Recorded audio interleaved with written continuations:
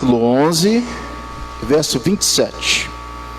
Ora, aconteceu que ao dizer Jesus essas palavras, uma mulher que estava entre a multidão exclamou e disse-lhe: Bem-aventurada aquela que te concebeu e os seios que te amamentaram.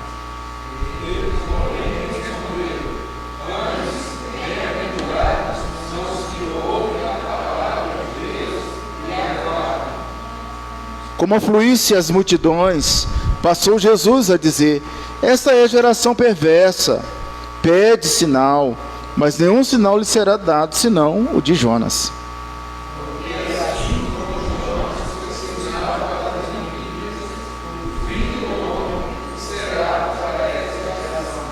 A rainha do sul se levantará no juízo com os homens dessa geração e os condenará, porque veio dos confins da terra para ouvir a sabedoria de Salomão. Eis aqui está quem é maior do que Salomão.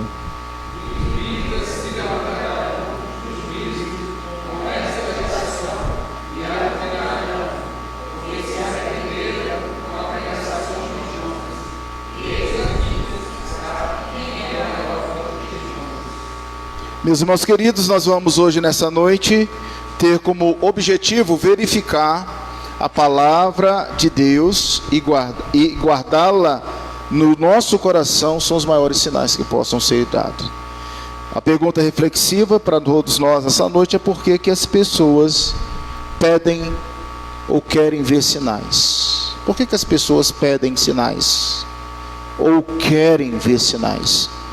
Mais uma vez eu convido você a orar nesse momento, pedindo ao Senhor que te ilumine, que possa me usar como instrumentos nas mãos do Senhor, para trazer algo aos nossos corações. Você pode orar: Senhor, me mostre algo nesse texto, prepara-me, Senhor.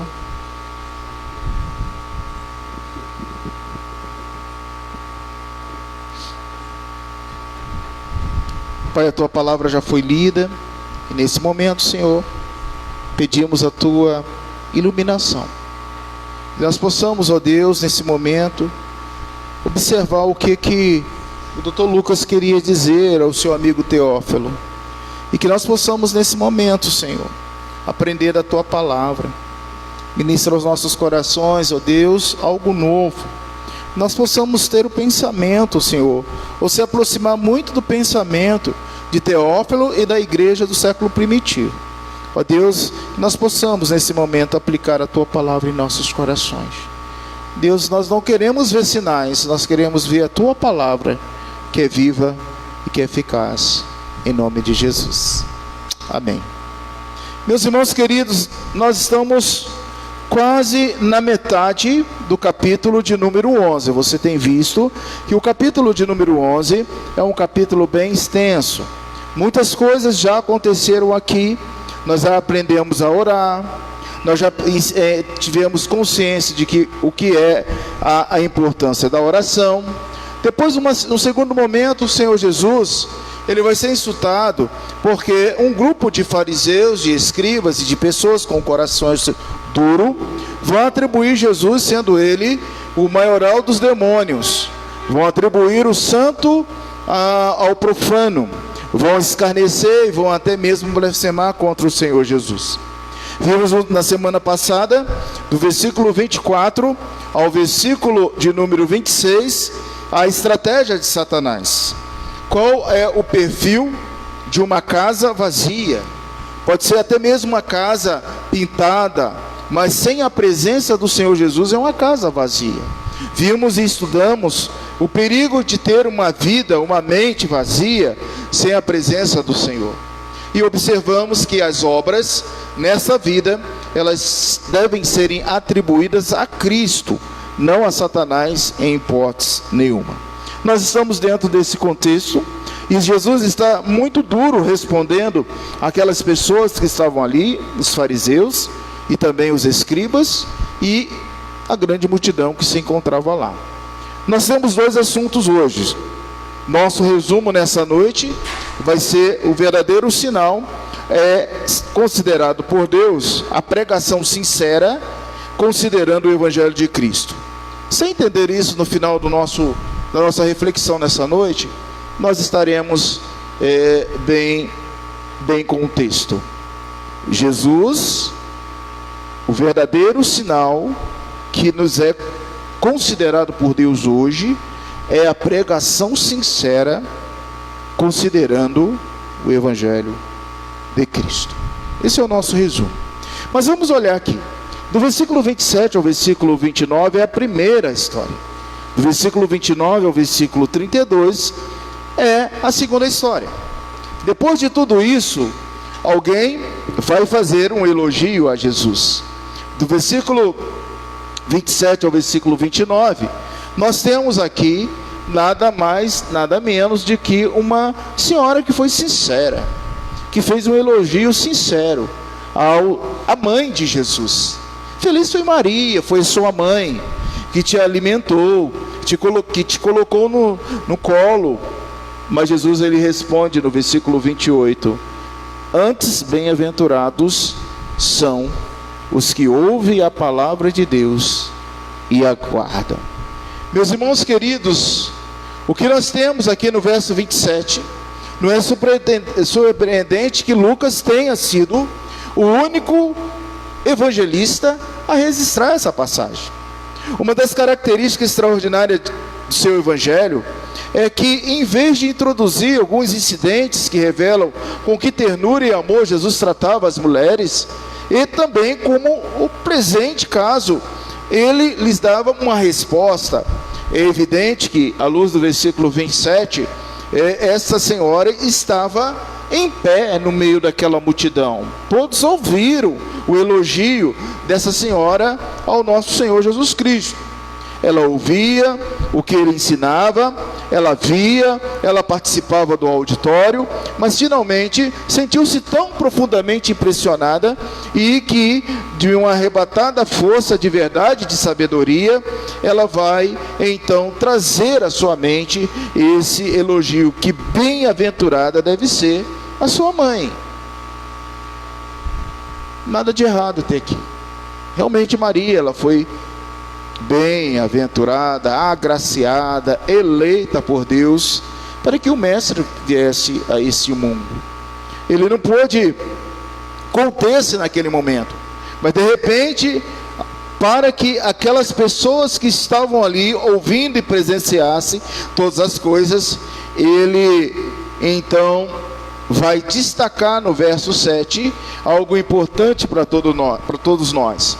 Jesus não negou que aquela senhora dissesse a verdade, era um elogio. Ele não foi contra essa senhora. Aliás, ele continua também ampliando o seu alcance e, nesse sentido, aperfeiçoando aquilo em que aquela senhora disse. De fato, ela deu luz ao Messias.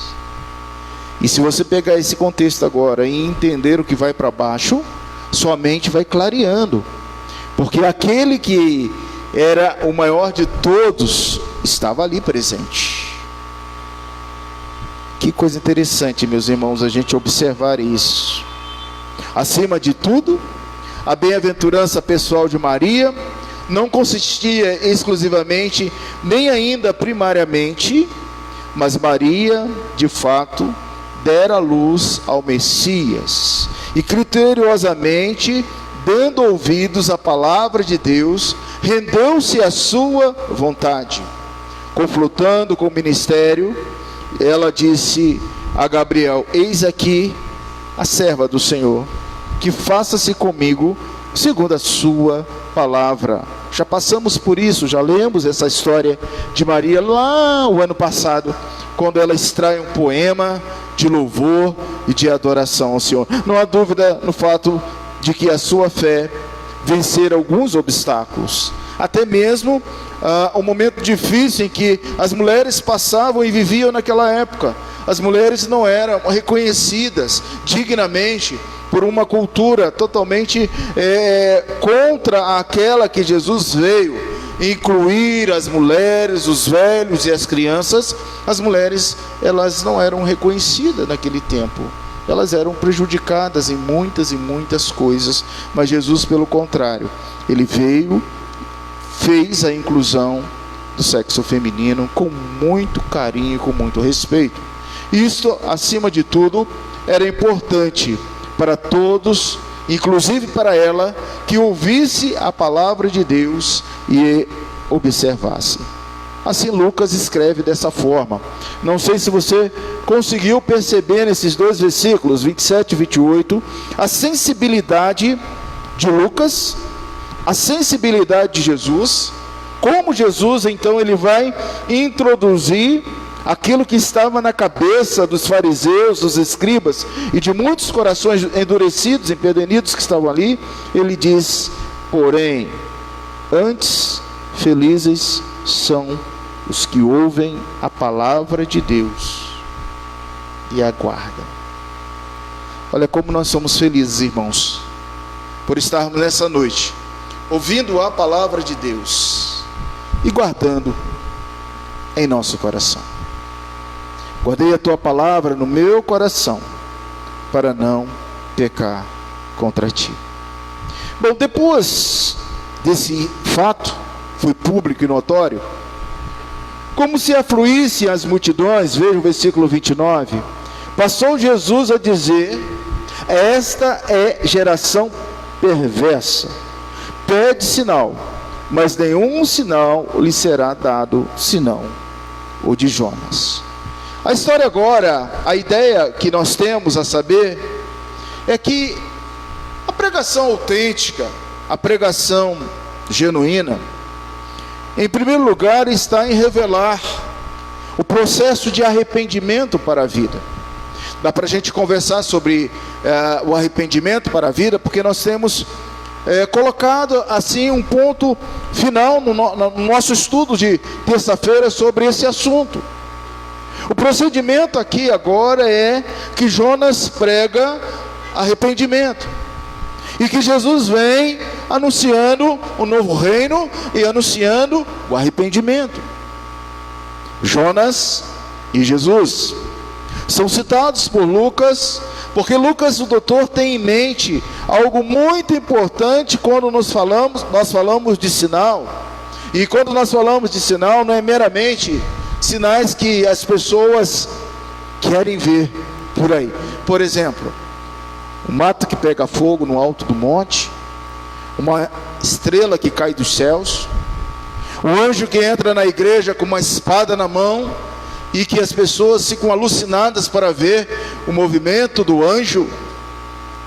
Meus queridos irmãos, nada disso aqui é caracterizado pelo procedimento e pela estilística de Lucas e pelo pensamento de Jesus. Isso é verdade especialmente porque quando você olha para a passagem paralela desse contexto, Mateus 12, 38 a 42, citado lá no primeiro livro, o que você vê nessa passagem paralela é qual não pode ser deixado de lado, como o evangelista Mateus e Lucas estivessem referindo alguns assuntos distintos. Não são assuntos distintos. Eles estão tratando aqui dos ninivitas. O sinal era claramente a reaparição miraculosa do homem que se cria e está morto. Não fora ele agora lançado ao ar durante uma tempestade furiosa e tragado pelo grande peixe Jonas, para que os contemporâneos de Cristo, o sinal seria uma gloriosa ressurreição. Veja o que Mateus 12, 40 diz, o que João 2, 18 vai enfatizar, a solicitação por um sinal, e o verso 19, a resposta do Senhor Jesus Cristo. Jesus Cristo crucificado e ressurreto dentre os mortos. Ele próprio é o sinal de Deus, assim como Jonas, que fora lançado no oceano, não morrera. Deus preparara um grande peixe para que ele pudesse sobreviver, e Jonas então cumpre a palavra do Senhor pregando em Nínive. Este menino está destinado a ser um sinal, visto Jesus servido não agora aponta para simplesmente Jonas, mas aponta para a Trindade, o Deus excelso, aquele que o enviou, ou se preferir, o Pai como representante da Trindade. É possível ver no diálogo do Senhor Jesus. Alguém que pensar corretamente em Jesus crucificado vai vê-lo no terceiro dia o quê? Ressurreto. Até agora a gente está falando de sinal, de prova, de ressurreição. Jesus então dá seguimento ao que começou no versículo 29. Ele agora então ele vai enfatizar algo expressamente daquela geração, e eu digo também da nossa geração.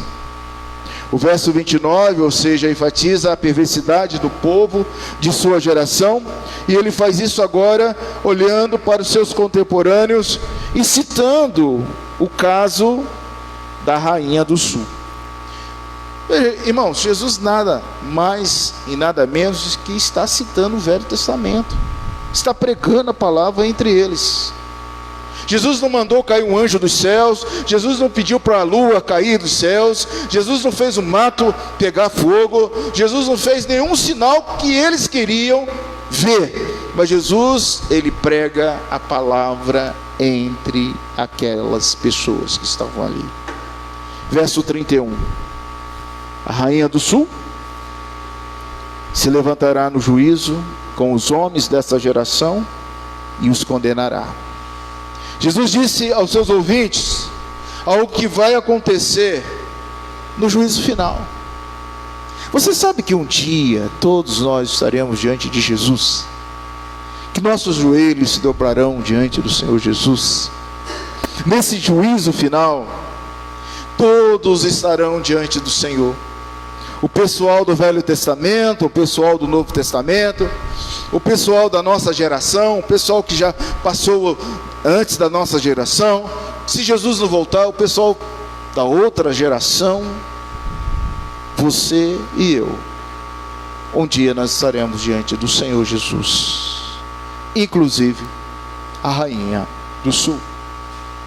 E o texto diz, irmãos, que ela condenará, que ela ajudará a condenar diante dos olhos do juiz. Seu caso seria muito mais favorável do que o deles, porque ela foi ouvir a palavra, a sabedoria de Salomão, e ela foi impactada com as verdades anunciadas por Deus através da boca de Salomão. Veja que o nosso resumo hoje fala sobre a pregação sincera e exclusiva do Evangelho. Nós sabemos que o verdadeiro sinal que é considerado por Deus é a pregação sincera. E eu coloco à luz do texto do Evangelho de Lucas, considerando o que? O Evangelho de Cristo. Naquele dia, ninguém poderá se justificar diante do Senhor de não ter ouvido a palavra do nosso Deus. A partir do verso 30, meus irmãos, aonde o Senhor Jesus ele vai enfatizar algumas vezes, olha, o final do verso 30, o Filho do Homem o será para esta geração. Eis aqui quem é maior do que Salomão. Eis aqui quem é maior que Jonas. Eis aqui quem é maior que você. Eis aqui quem é maior que os seus problemas. Eis aqui quem é maior do que essa geração perversa, distanciada do Senhor. Jesus crucificado e ressurreto dentre os mortos, ele próprio, o sinal de Deus. Não é isso também que disse Simeão tantas vezes lá, quando ele ainda era um menino, ele disse: este menino está destinado para ser um sinal. Em Cristo nós temos o maior sinal. Na pregação do Evangelho nós temos o que? O maior sinal, visto que Jesus separadamente não aponta ele mesmo para uma única pessoa, mas ele aponta para a Trindade excelsa. Nós podemos, irmãos, compreender aqui uma diferença entre os escribas e os ninivitas. Porque cita aqui a figura dos ninivitas. Os escribas e fariseus, eles eram seguidores do Filho de Deus. O próprio, o maior que Jonas, que ele fala reiteradas vezes, convida à conversão. Então os escribas e os fariseus, eles estavam seguindo Jesus. Jesus estava ali. Aquele que era maior do que Jonas estava ali. Agora, se você olha para o livro de Jonas, você vai ver um profeta menor que pregou entre eles. Olha, meus irmãos, a mensagem de Jonas não foi uma mensagem como Jesus. Primeiro, Jonas pregou de forma muito rápida. Ele saía correndo e anunciando: arrependa, Deus vai destruir essa terra. Era só isso. Corria mais um pouquinho e gritava: arrependa, Deus vai destruir essa terra. Corria mais um pouquinho e gritava: arrependa, Deus vai destruir essa... Jonas não queria nem pregar. Jonas não queria nem pregar. Os fariseus, os escribas e os de corações endurecidos estavam seguindo Jesus. Segundo, este Cristo é plenamente sem pecado. João 8,46, cheio de sabedoria e de compaixão. Mateus 11, 27 e 30. 1 Coríntios 1, 24. E Jonas, esse profeta era pecador. Ele era nécio. Ele era rebelde. Jonas 1, 3, 4, de 1 a 3, 9. Terceiro, Jesus apresenta a mensagem de graça e de perdão, de salvação completa e gratuita, e os fariseus, os não crentes naquele momento, não queriam nem ouvir Jesus, queria pegar Jesus numa cilada. E a cidade de Nínive, sua mensagem não foi de condenação, embora estivesse implícito num chamado ao arrependimento e à conversão. A ênfase estava em: daqui a 40 dias Nínive será destruída. Jonas 3, verso 4. Você consegue ver a diferença? A mensagem de Jesus é corroborada por milagres dos quais as profecias estão se cumprindo. Na realidade, o que aquelas pessoas queriam era um outro show. Eles queriam ver pães sendo multiplicados, eles queriam ver cegos vendo, eles queriam ver demônios saindo, eles queriam libertação, eles queriam um espetáculo de Jesus. Jesus agora ele não vai fazer nada disso. E o profeta Jonas? Não houve milagres, nem outro sinal que imprimisse a autenticidade da mensagem de Jonas. Jonas simplesmente falava, como eu estou falando hoje para você: arrependa, arrependa, arrependa. Era assim que Jonas falava. E por último, irmãos, ele fala a um povo que tem desfrutado de muitas vantagens espirituais. Os sacerdotes, os escribas, os fariseus, o povo que estava ali, já estava desfrutando de muitas coisas espirituais. Deuteronômio 4, 7, 8, Salmo 147, 19 e 20, Isaías 5, 1, Amós 3, 2 e muitos outros textos. E Jonas? A mensagem de Jonas foi dirigida a um povo que não desfrutou de nenhuma vantagem dos escribas, dos fariseus e daqueles seguidores. É por isso que o 32, leia o 32, enfatiza: ninivitas se levantarão no juízo com esta geração e as condenarão. Esses ninivitas se arrependeram. É claro, meus irmãos, que não foram todos.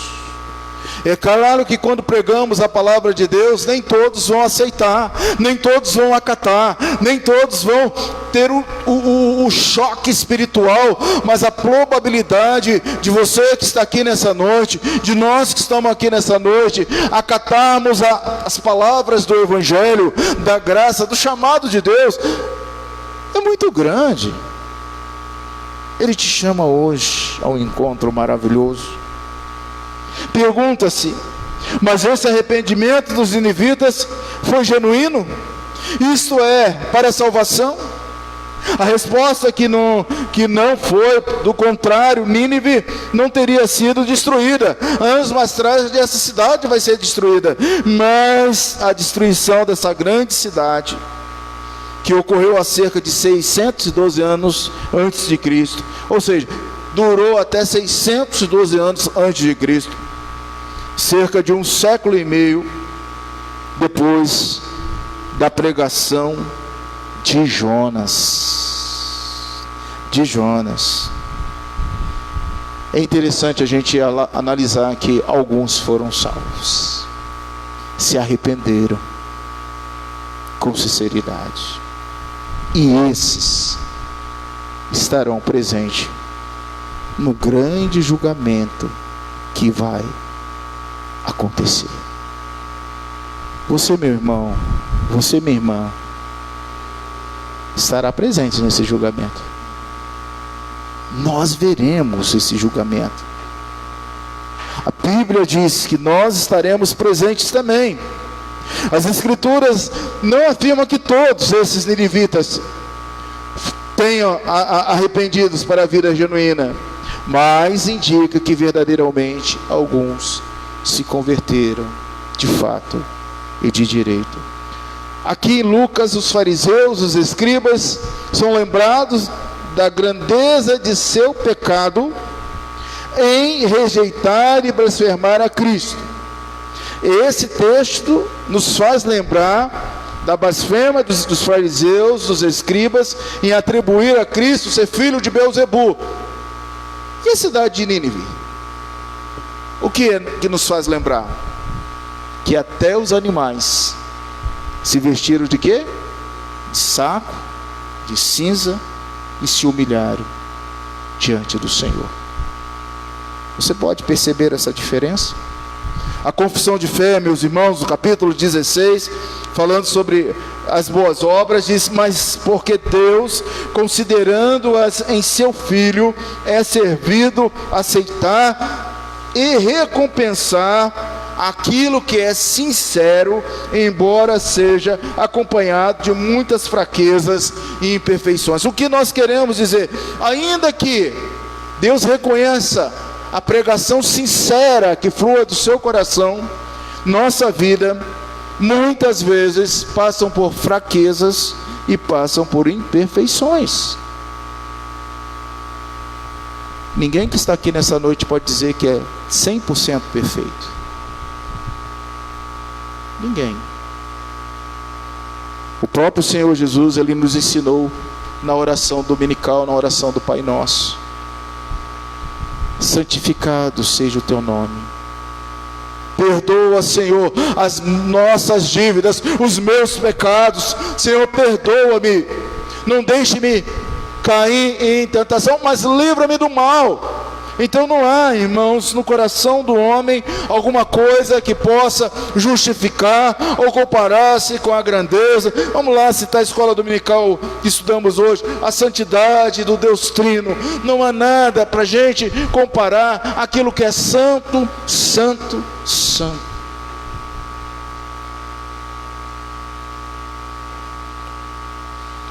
Vamos trazer para os nossos dias? Você já alguma vez na sua vida pediu uma prova a Deus? Mas Deus, se o Senhor me der aquilo, eu faço isso, eu faço aquilo. Agora a gente começa a falar a nossa linguagem. Quantas vezes, irmãos, nós estamos tentando a Deus, pedindo do Senhor um sinal: Senhor, se o Senhor curar meu filho, se eu curar meu esposo, se eu curar minha esposa, eu vou fazer isso, eu vou fazer aquilo, eu vou fazer aquilo outro, eu faço uma promessa, eu vou andando de joelho até a Aparecida do Norte, eu carrego uma cruz nas costas. Irmãos, eu passei aqui agora, não dava nem para entrar no setor central, tudo fechado, mais de não sei quantas pessoas estavam ali, mas eram muitas pessoas com guarda ali, acontecendo um movimento católico. ali no ginásio central, ali onde mataram recentemente algumas pessoas, estava tendo uma missa lá muito grande da Igreja Católica. E a gente começou a conversar no carro. Alguns ensinamentos que estão impregnados na cabeça das pessoas, como por exemplo penitência, como voto, como sacrifício. Mas isso não é coisa só dos católicos apostólicos romanos. A igreja evangélica precisa de uma reforma. Eu sei que nós precisamos observar algumas coisas e parar de pedir sinal dos céus. Meu irmão, você já tem o maior sinal para a sua vida, que é a palavra de Deus, é que os mandamentos do Senhor. Creia do fundo do seu coração, não peça sinal mais a Deus, porque nenhum sinal vai ser dado mais. Ó geração, um texto incrédula, nesse perversa. Você decide. Será que nós não somos essa geração? Senhor, tu me sondas e me conheces. Eu não preciso pedir nada.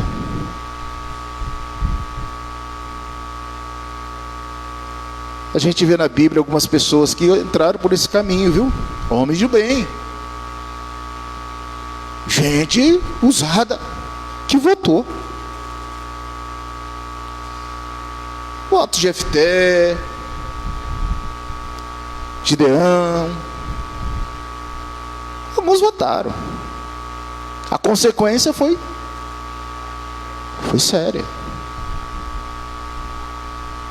Se Deus te trouxe aqui essa noite, eu quero que você pense nessa questão, agora falando a nossa linguagem, de votos, de sinais. Você tem pedido algum sinal a Deus?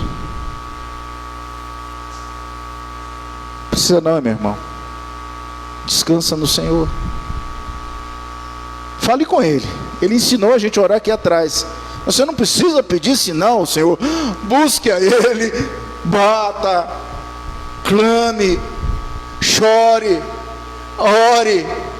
Mas você não precisa pedir nenhum sinal para recompensar Deus. Parece que Deus é igual a gente que jogou bolinha de gude uns com o outro, ou biloca, como diz ali o Fred, uns com os outros. Deus não jogou bolinha de gude com você. Deus não é igual a você. Deus é santo, santo, santo. E Ele não vai dar nenhum sinal. E às vezes a gente está orando a Deus, Senhor, dá um sinal, um pequenininho que seja. Nenhum sinal será dado. Veja que ele repete nesse texto: geração perversa. Quem é maior do que Jonas, do que a rainha do sul, do que Salomão? Quem é maior? Jesus. Nosso Senhor Jesus. 2 Coríntios 8, 12 diz: porque se a boa vontade será aceita conforme o que o homem tem, e não segundo o que ele não tem. Para agradar a Deus, para agradar a Jesus, pregue o Evangelho com sinceridade no seu coração. Ainda que sejamos fracos e tenhamos muitas fraquezas na nossa vida, a palavra do Senhor está dentro do nosso coração. Hebreus 6:10, porque Deus não é injusto para ficar esquecido do vosso trabalho e do amor que evidenciaste para com seu nome, pois serviste e ainda servis aos santos. Deus é justo, Ele não é injusto. Então a gente vai organizando aqui. Você tem um elogio de uma senhora direcionada a Jesus: bendito seja a vossa mãe, tomada do Espírito Santo, cheia do Espírito Santo, bendiz ao Senhor naquele momento. E Jesus diz assim: olha, tá certo, minha mãe é abençoada, ela foi eleita, foi escolhida por Deus, mas você é mais bem-aventurado do que minha mãe, se você ouvir a minha palavra e guardar no seu coração. E depois ele começa a falar sobre essa geração perversa, que queria ver só um sinal. Ah, Jesus, se eu fizer isso, eu vou acreditar em você. E Jesus, ele fica muito sério com aquela geração. Por quê, irmãos? Vamos lá. Pergunta reflexiva. Por que as pessoas querem ver um sinal? Por quê? Por que você muitas vezes queria só um sinal? Anote aí. Eu vou responder para vocês. Vou sugerir o que eu escrevi e pensei aqui. Pode ser que o que eu pensei não seja o que você está pensando aí. Mas o que eu pensei foi o seguinte: por que as pessoas pedem um sinal a Deus? Porque as pessoas não estão contentes com a palavra de Deus.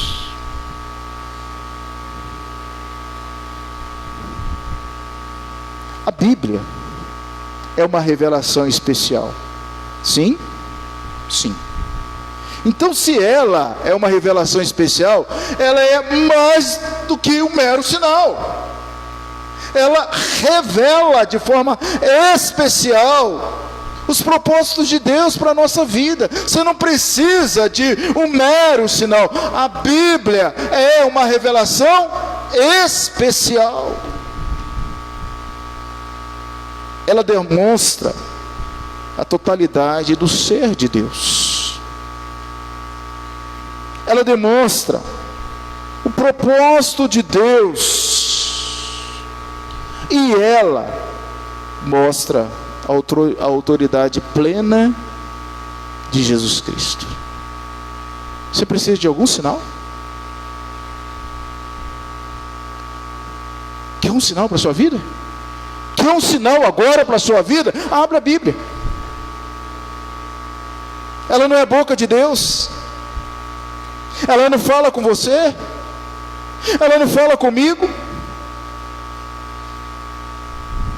Nenhum outro sinal será dado para essa geração, a não ser a palavra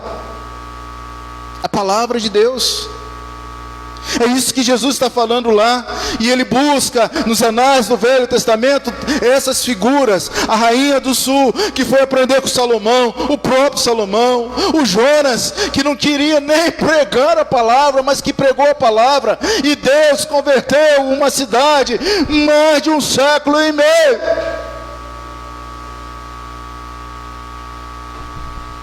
Nenhum mortal precisa de um sinal visível. Você não precisa de um sinal visível, de um fogo que cai dos céus, de uma bandeja com maçãs de pratas de ouro, de um fanatismo liderado por um líder que cria ilusões, expectativas, que vai insuflar o seu coração e a sua mente de forma lúdica. Aliás, nem as crianças estão dormindo hoje. Está um silêncio hoje, hein? São como as crianças. Para que você quer um sinal? Amanhã, você orou, Senhor, se amanhã o Senhor me der isso, eu vou fazer isso, eu vou dar o dízimo para a igreja, eu vou construir o templo, Senhor, eu vou fazer isso, vou fazer aquilo. Não vai fazer nada. Não vai fazer nada. Para que ficar pedindo sinal ao Senhor? O único sinal a ser dado a essa geração perversa é a pregação do Evangelho. E é por isso, irmãos, que a nossa responsabilidade é dura. Eu olho para Santa Maria e vejo aquele movimento de Santa Maria ali é de estremecer. Vocês não viram que vocês vieram de cá, mas quem veio de lá, a gente viu o quanto tem gente precisando ouvir de Deus nessa cidade. Essa cidade precisa dessa igreja. Essa cidade precisa do Evangelho de Cristo. Essa cidade precisa ouvir de forma sincera que quem é maior? Quem é maior? É Jesus.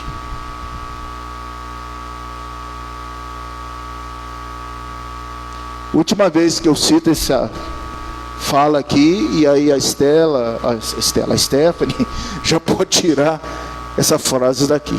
Domingo não precisa estar aqui mais não. Foi para o mês de maio, E nós estamos chegando ao final. Leia aí, bem bonito para ficar gravado ali. O que está escrito ali?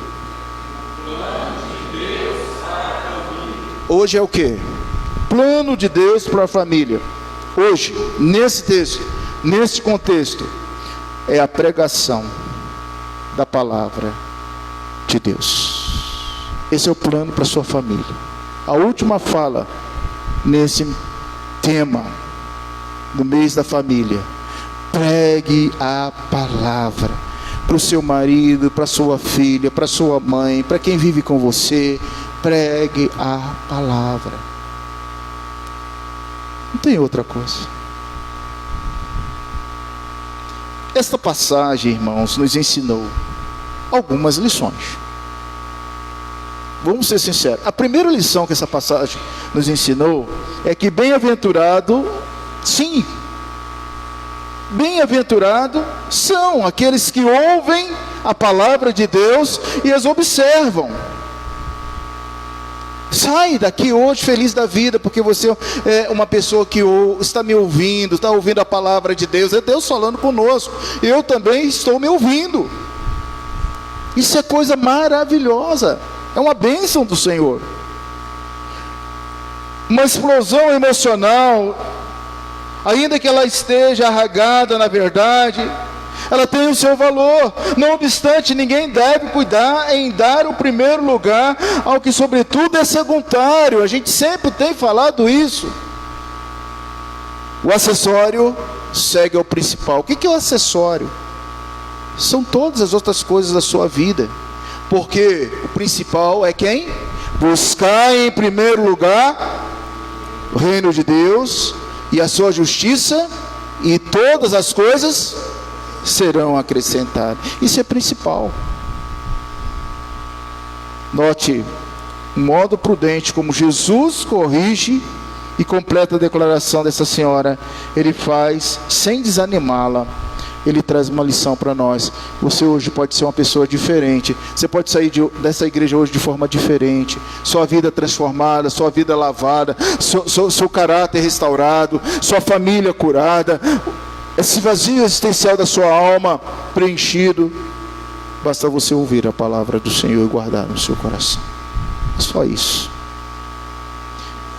E o aspecto para nós, irmãos, fundamental: homens de Nínive se arrependeram. Será que homens e mulheres de Santa Maria já se arrependeram? E nós?